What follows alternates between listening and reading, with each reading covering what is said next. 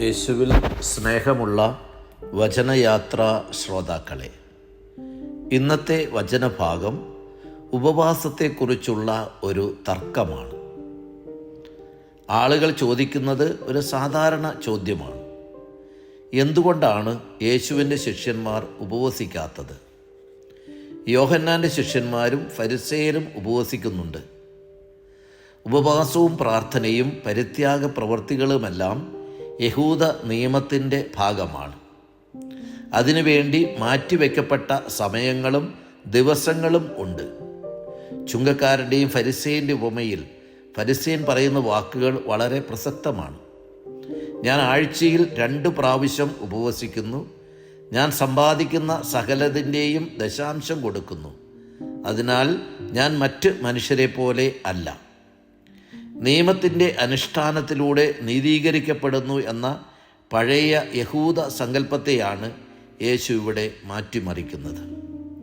അതിന് യേശു ഇവിടെ 3 കാര്യങ്ങളാണ് പറയുന്നത്. 1, മണവാളൻ കൂടെയുള്ളപ്പോൾ മണവറ തോഴർക്ക് ഉപവസിക്കാൻ സാധിക്കുകയില്ല.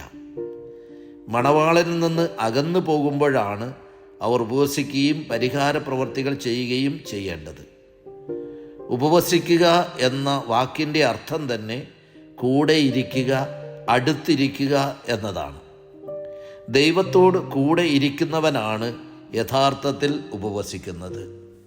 അത് ബാഹ്യമായ പ്രവർത്തനങ്ങളെക്കാൾ ആത്മാവിൻ്റെ അവസ്ഥയാണ്. ദൈവ മനുഷ്യ സമാഗമത്തിൽ മനുഷ്യൻ അനുഭവിക്കുന്ന ദൈവികമായ അനുഭവമാണ് ഉപവാസം. അതുകൊണ്ടാണ് യേശു പറയുന്നത്, നീ ഉപവസിക്കുമ്പോൾ അത് മറ്റുള്ളവരെ കാണിക്കാൻ വേണ്ടി വിഷാദം ഭാവിക്കുകയോ മുഖം വികൃതമാക്കുകയോ ചെയ്യരുത് എന്ന്. കാരണം അതൊരു പരിഹാര പ്രവൃത്തി എന്നതിനേക്കാൾ ദൈവഹിതത്തോടുള്ള പൂർണ്ണമായ സമർപ്പണമാണ്. 2, ആരും പഴയ വസ്ത്രത്തിൽ പുതിയ കഷണം തുന്നിപ്പിടിപ്പിക്കാറില്ല. കാരണം പുതിയവ കീറുന്നു എന്ന് മാത്രമല്ല, പഴയതിൻ്റെ കീറൽ വലുതാവുകയും ചെയ്യും. പഴയ ജീവിതത്തിലേക്ക് തിരിച്ചു പോകുന്നതല്ല, യേശുവിൻ്റെ പിന്നാലെ പോകുമ്പോഴാണ് ഒരുവൻ രക്ഷ പ്രാപിക്കുന്നത്. ലോകത്തിൻ്റെ പ്രകാശമായ യേശുവിൻ്റെ പിന്നാലെ പോകാൻ തയ്യാറാകുമ്പോഴാണ് നാം പുതിയ മനുഷ്യരായി തീരുന്നത്. ക്രിസ്തുവിൽ ഒരു പുതിയ മനുഷ്യനാകുക എന്നതാണ് പ്രധാനപ്പെട്ടത്.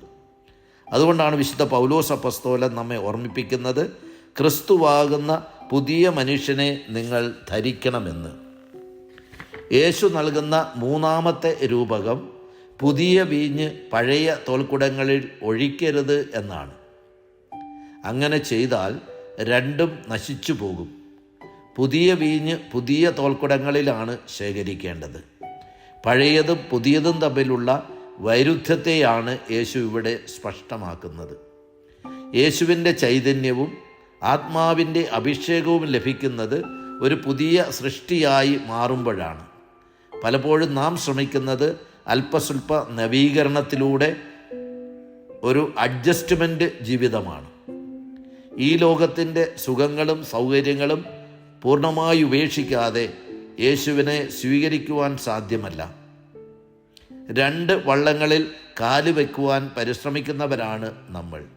അതിൻ്റെ ഫലമാകട്ടെ അഗാധമായ ഗർത്തത്തിൽ നിപതിക്കുകയും പരിപൂർണമായ നാശവും ആയിരിക്കും. ഈ 3 രൂപകങ്ങളിലൂടെയും യേശു നമ്മെ പഠിപ്പിക്കുന്നത് നിത്യരക്ഷയുടെ സാധ്യതകളെക്കുറിച്ചാണ്.